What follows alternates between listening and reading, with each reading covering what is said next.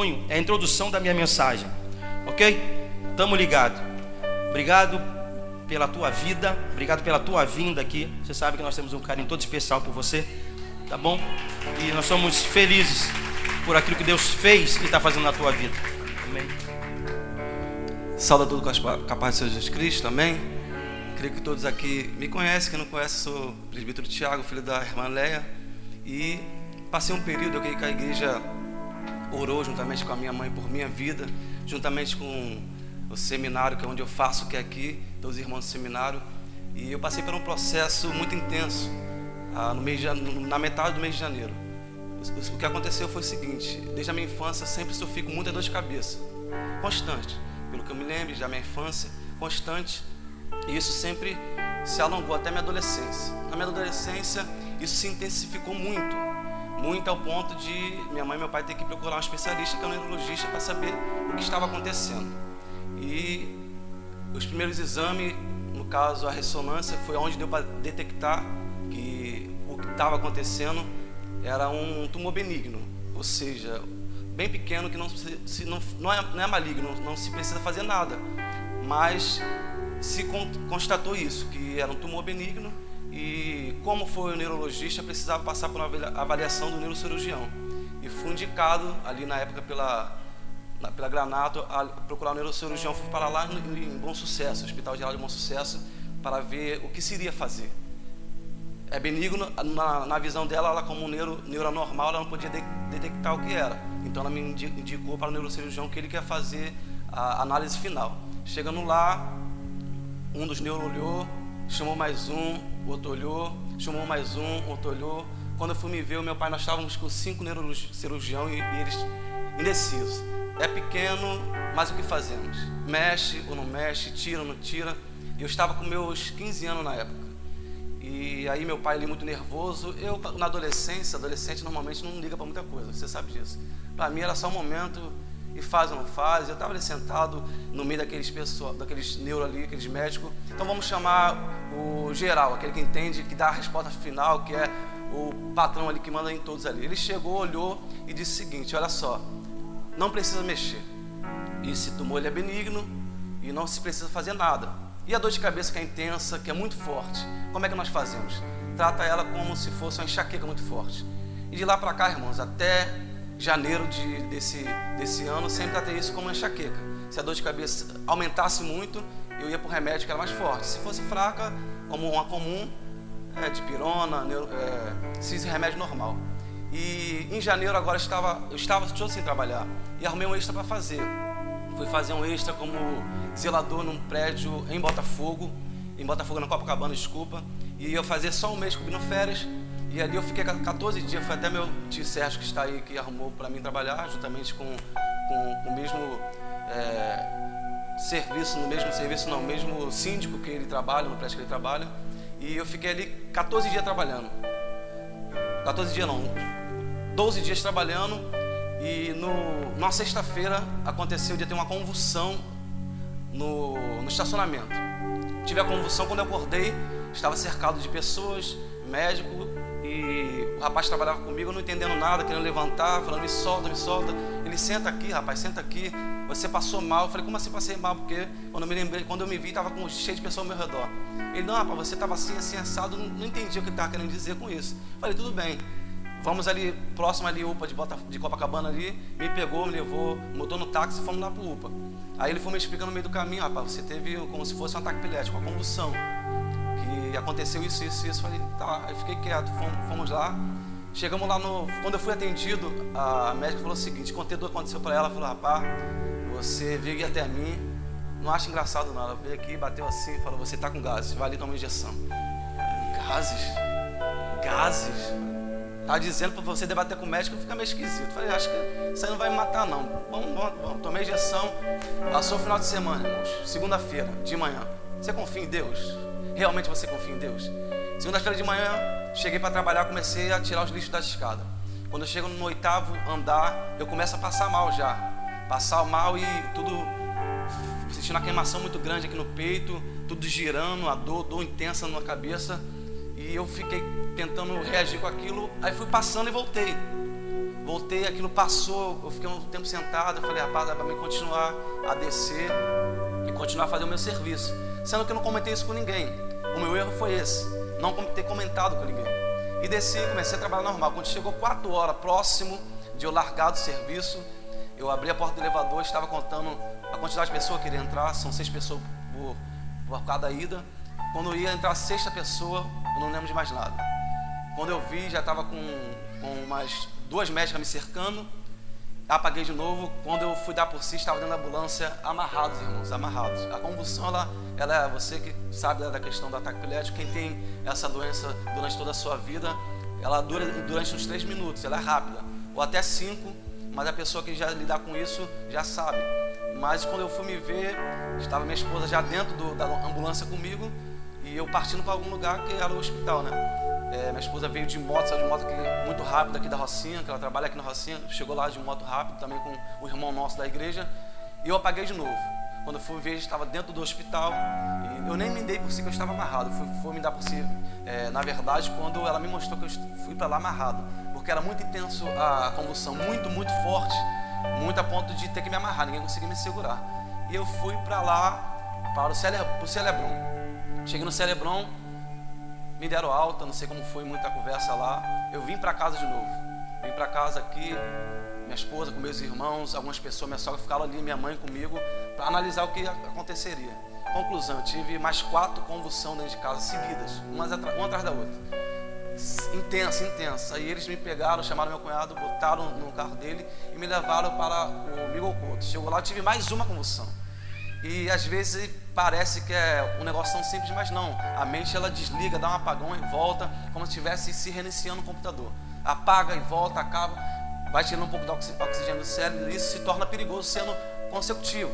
Chegam lá, teve um debate muito grande com a médica, interna, não tem que internar. A minha irmã tomou frente, ele não pode voltar dessa maneira para casa, não pode ficar em casa assim. E acabaram me internando, irmão. Mas nesse período, até esse trabalho, eu estava sem trabalhar. Você entenda comigo como que é a providência de Deus, como que Deus age, para mim não tomar muito tempo da pregação do nosso pastor. Eu, por esse período que já estou convertido, eu sempre tive consecutivos sonhos que Deus sempre me deu.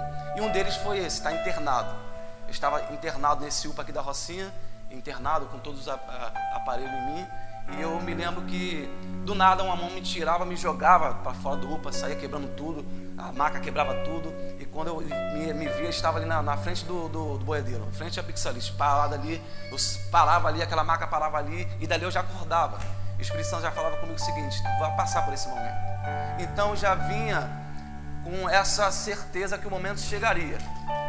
E interessante que esse período eu estava trabalhando lá, parecia que o Espírito Santo dizia em mim: esse momento chegou, está perto. E Deus já ia falando comigo, eu já ia com aquilo na cabeça, e chegou esse momento. Então eu fui para lá, estava em casa sem trabalhar. Onde eu fui trabalhar era um condomínio de tanto residencial quanto comercial. Comercial tinha umas clínicas por cada andar, clínicas de vários tipos de especificações, mas embaixo tinha uma espécie de hospital, não, perdi a palavra agora, de plano de saúde, um plano de saúde lá, naquele mesmo prédio. E você entenda, irmão, se eu estivesse em casa, eu estaria ou sozinho, ou eu estaria com os meus 2 filhos pequenos, porque era período de férias. Estaria sozinho ou com os meus 2 filhos pequenos. Comecei a trabalhar nesse lugar há pouco tempo, fiquei lá 14 dias trabalhando antes de acontecer isso tudo. Quando aconteceu, eu estava amparado por médico, porque o nosso Deus, Ele é o Deus de agora e que age e que cuida. Você tem ciência disso? Eu passei 2 semanas antes falando para a igreja que Deus, Ele é Pai. Eu tenho esse hábito de falar, Deus, Ele é Pai. Você tem que enxergar Deus como Pai. Deus cuida. Deus zela por nós ser filho dEle. Então ali eu já vi um agir de Deus muito grande. Eu fui internado, tendo a certeza que o momento tinha chegado e que Deus tinha cuidado de tudo. De tudo mesmo, você pode entender de tudo. Eu já entendi, eu falei, fui parar naquele lugar, não foi só para trabalhar, para conseguir a verba, porque eu precisava estar lá naquele momento, naquela hora, porque Deus estava cuidando de tudo e da situação, por tudo, em todo o momento. Chegando no hospital, irmãos, foi uma coisa tremenda. porque Deus ele te leva a lugares não só por situações adversas da vida, mas também para falar contigo e para te levar a experiências muito grandes. Cheguei lá, fui toda medicado, comecei a ser medicado, a convulsão cessou. E ali eu comecei a ter experiências grandes com Deus, conhecer pessoas, pastores, muito importantes que Deus me amostrara, me fizeram amar. Cheguei lá, tinha um diácono batista lá, que estava ali para operar as costas, alguma coisa que ele tinha na coluna. E ele estava ali há algum tempo, já tinha operado, estava esperando a liberação para sair. E aí eu comecei a conversar bastante com ele. Ele é professor de escola dominical há quase 15 anos, é diácono da Batista lá em Campo Grande. E ele disse para mim, para minha esposa e para a nossa irmã que estava lá conosco, eu entrei para operar e eu falava, Senhor, comecei a citar alguns versículos. Falou, Senhor, tu falaste que estaria conosco até a consumação dos séculos. Ele falou mais um versículo lá que ele tinha citado antes de entrar para a sala. E quando ele entrou para a sala, e quando ele deitou e começou a cirurgia, ele disse que começou a ouvir pessoas do lado dele, umas 3 ou 4 pessoas, umas 3 pessoas ao redor da cama, citando os versículos que ele estava falando. Ele citava, e ele tentava entender, mas medicado, não conseguia entender. Ele falou, mas alguém está fazendo culto aqui na hora da cirurgia? E aí, quando ele saiu, foi levado para a sala, depois da cirurgia, ele perguntou aos enfermeiros, quem estava fazendo culto na hora das cirurgias? Na hora da cirurgia? Ele falou, não tem como, é impossível, isso não pode acontecer. Ninguém fez culto nenhum. Ele fez, porque eu ouvi o culto. Não fez. Aí Deus fez ele entender que quem estava lá presente eram anjos de Deus para guardar a cirurgia e guardar a vida dele. Você pode entender isso nessa noite? Cheguei lá, tinha um irmão, um diácono também afastado de Cristo. Há 4 meses, irmão. Há 4 meses lá, com o tumor já tinha tomado a parte do cérebro dele. Tinha uma irmã da igreja que não era da família, mas amiga, que estava lá cuidando todo esse período, revezando com a esposa dele. A esposa dele ficava 2 dias em casa, ela ficava 3. E era uma situação meio complexa para a irmã, porque ela não trabalhava, estava sem trabalhar, estava ali por amor à pessoa. E ela conversou bastante comigo, e ela vinha até mim e começou a pedir para eu e minha esposa por esse irmão. Oramos e pedindo ali de repente a restauração, porque nosso Deus é o Deus do impossível, nós temos que contar sempre com isso. E estava uma situação complicada para ela, ficar lá esse tempo todo, 4 meses sem trabalhar. A família estava no desespero, a esposa não aguentava mais. Os médicos decidiram o quê? Leva o seu esposo para morrer em casa, não tem mais o que fazer, ou dá aquela injeção letal para matar. E a família falou, não vou levar e também não vamos dar injeção. E ficou aquela situação meio complicada ainda.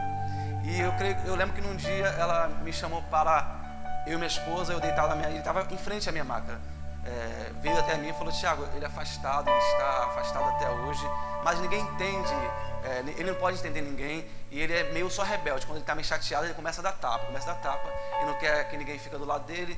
Tem como você ver se ele faz o apelo, ele responde o que você vai falar?